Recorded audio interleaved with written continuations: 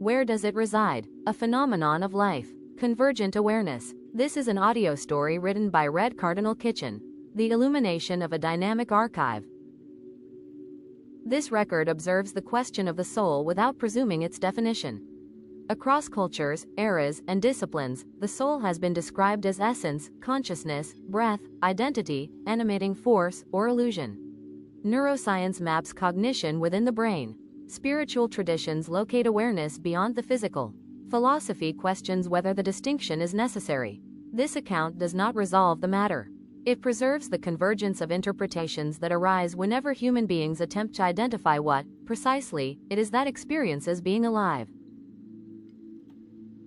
A body is born into motion. Lungs inflate, neurons fire, reflexes respond to light and sound. Within moments, biological systems synchronize into coordinated activity. Yet even in those first breaths, an additional question often lingers silently beneath the observable mechanics. What, if anything, has arrived besides cellular function? Is there an interior presence that accompanies the physical structure, or is awareness itself the emergent property of the structure? The brain contains approximately 86 billion neurons, interconnected through electrical and chemical signals. Within this network, perception forms, memory consolidates, language emerges, and identity gradually stabilizes. From this vantage, consciousness appears to arise from complexity, not from a single location, but from coordinated activity across regions. No anatomical structure labeled soul has been isolated. Surgeons do not encounter it, imaging devices do not display it. Yet absence of detection does not conclude absence of concept. Many realities, such as gravity or emotion, are inferred through effect rather than visibility. Some traditions describe the soul as breath. The earliest words for spirit in several languages translate directly to wind or respiration. In this framing, the soul is neither located nor confined. It is the animating rhythm that enters at birth and departs at death. Neuroscience offers a different explanation. Awareness correlates with neural oscillations, synchronized firing patterns, and functional connectivity. Damage specific regions, and personality alters. Interrupt oxygen, and consciousness fades. Restore circulation, and it returns. These observations suggest dependence on physical substrate. Yet correlation does not always define origin. A radio depends upon circuitry to produce sound, but the broadcast signal exists beyond the device. Some have proposed that the brain may function less as generator and more as receiver, though such models remain speculative. Philosophy approaches the question through continuity. If the body replaces its cells over time, and memories alter gradually, what remains constant enough to be called self?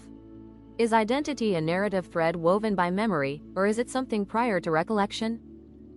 The idea that the soul pops in at birth suggests a moment of arrival distinct from biological formation. Embryology, however, traces development as continuous cellular differentiation without abrupt insertion. The emergence of neural complexity unfolds gradually, not instantaneously. Likewise, at death, the body ceases through measurable decline. Electrical activity quiets, metabolism stops, systems fail sequentially. Whether something departs beyond these mechanisms remains a matter of belief rather than measurement. Consciousness appears to fluctuate. Under anesthesia, it recedes. In sleep, it fragments into dreams. During meditation, it shifts into altered patterns.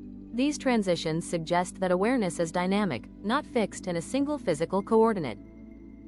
If the soul were a location within the body, one might expect spatial consistency. Yet experiences of identity often feel diffuse rather than localized. Some describe awareness centered behind the eyes. Others experience it as distributed sensation throughout the body. The heart has historically been named as seat of the soul. Long before neuroimaging, pulse and emotion appeared linked. Rapid heartbeat accompanied fear. Warmth in the chest accompanied affection. These associations shaped symbolic geography within the body. Modern understanding situates emotional processing within neural networks, yet the subjective experience of feeling remains embodied. Sensations travel through muscle tension, breath patterns, and posture. Awareness may not reside in a single organ but emerge through integration. Some propose that consciousness is fundamental rather than derivative, that matter itself arises within a broader field of awareness. Such perspectives invert conventional assumptions, positioning the soul not as contained within the body, but the body is contained within consciousness. Others maintain that identity is entirely biological, constructed by neural architecture and dissolved when that architecture fails. In this view, the soul is metaphor, meaningful, but not independent.